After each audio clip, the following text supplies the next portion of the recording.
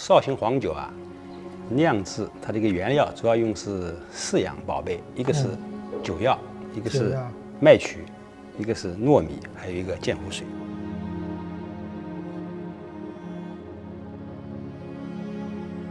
整个绍兴黄酒啊，大的程序来说呢，分是8个主要的一个步骤。再细化起来呢，要分成222道工序。哇，这么对，所以黄酒酿制起来也是比较复杂的。是的，是的。它是严格根据这个24节气。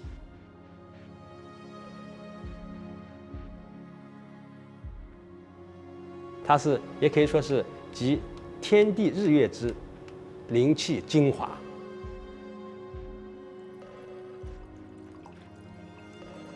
我哋又飲杯。飲杯啦。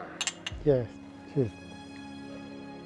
就黃酒除咗好飲之外咧，佢亦都有好多歷史文化喺裏邊啦。